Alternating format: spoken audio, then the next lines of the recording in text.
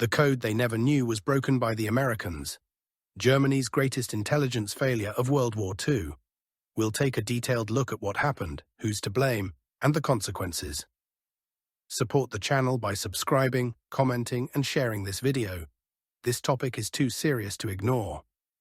If I had to choose one moment in World War II that left an indelible mark on the consciousness of anyone who has ever studied the war, it would undoubtedly be the day the German Enigma code was broken.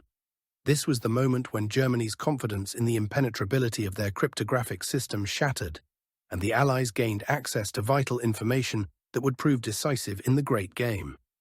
That moment was a turning point, and I can say that I was a witness to how incredible American ingenuity and cunning led to one of the greatest strategic failures of German intelligence. The Enigma, a puzzle no one could solve. It all began long before the Allies started planning the D-Day landings. Germany, like any powerful enemy, relied on its strengths. One of these strengths was its unique cryptographic system, the Enigma cipher. This machine was so complex that German commanders, including prominent figures like General Erwin Rommel, were certain that Enigma would protect their secrets from any adversary. I remember how many Nazi generals considered it an ideal system. Enigma seemed nearly unbreakable, and they believed it would keep their military strategies and movements safe.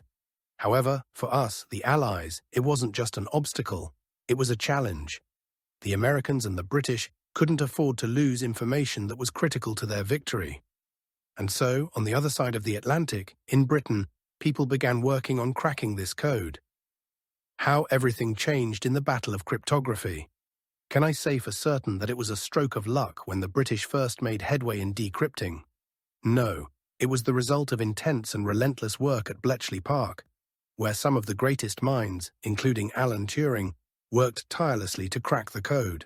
And then, after Britain made its contribution, America joined the effort, and the situation began to shift. When I think about how it happened, I can't help but admire how methodically and carefully the Allies approached this task. They didn't just break the code, they created a network of decryptors that managed to infiltrate the very brain of the German war machine. And once the code was cracked, what did they do with the information? I'll tell you, they used it not only for battlefield victories, but to change the rules of the game itself. How the Americans tricked the Germans and secured the successful landings in Normandy. Let's fast forward to the pivotal moment, the D-Day landings. This was the point at which all the information gathered through decrypting Enigma played a key role. The Americans knew that winning wasn't just about succeeding in one battle. To win, they had to truly deceive the enemy. Using the decryption, and then through false radio transmissions, the Americans began to confuse the German command. Their strategy was genius in its simplicity. While the true landing site was kept secret, the Allies skillfully directed German forces to other false locations. They created Operation Fortitude, a massive deception operation to convince the Germans that the main assault would take place not in Normandy, but at Pas-de-Calais. These false radio transmissions and other forms of misinformation led the Germans to concentrate their forces in the wrong places, where the expected attack never came. Imagine how commanders, like General Hans von Henning, had to adjust their strategies based on false data coming in minute by minute. But that wasn't all. In fact, the Americans even used dead zones, areas where no radio transmissions were made, to further confuse the enemy. Using Enigma, they were able to pinpoint exactly when and where German forces would be least prepared for an attack. And they used that information to feed the Germans a steady stream of false signals. By the time the real landing began, the Germans had neither the time nor the resources to properly react. D-Day, the deception and execution of the strategy. On June 6, 1944, or D-Day, the beginning of what we call one of the greatest operations of World War II took place.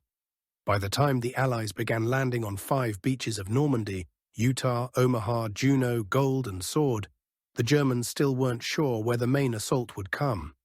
Thanks to the use of decryption and powerful deception, the Americans were able to leave the German command in disarray. Who were the masterminds behind this operation?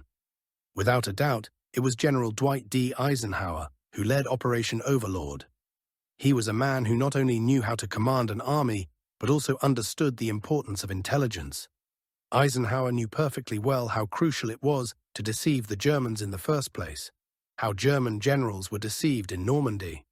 The Germans, such experienced military men as General Erwin Rommel, knew the importance of strategic control. They were ahead of many of their enemies, but against the Americans, this wasn't enough. While Rommel and other generals were ready for battle, they couldn't predict that the Allies would deceive them so effectively with false movements and intercepted decrypted messages. Rommel, although a brilliant commander, had no idea that the Allies, with the help of decrypted codes, knew everything about his strategies and troop movements. The Germans didn't even suspect that they were being set up and tricked on such a level. Why the Americans did all this? The Americans understood that victory wasn't always about who had the stronger army. It was about who could outsmart the other. And that's exactly what they did. They demonstrated that the power of technology, the ability to manipulate information, and deception were not just strategies but crucial aspects of modern warfare. On this field, where technology became the decisive factor, they claimed victory. It's no wonder that people say victory in war isn't just about force. It's about who can deceive and manipulate the enemy better. And in that regard, America took the lead. The United States and Britain weren't just masters of military tactics. They were also masters of the intellectual war. And this was the most powerful weapon that helped them defeat Germany.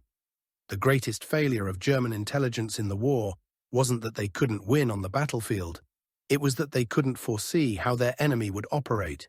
Breaking enigma and manipulating information became the crucial factors that led to the Allies' victory. The D-Day landings were not just possible because of strength, but because of intellectual brilliance, which the Americans secured through their technological superiority, cryptographic breakthroughs, and flawless military maneuvering.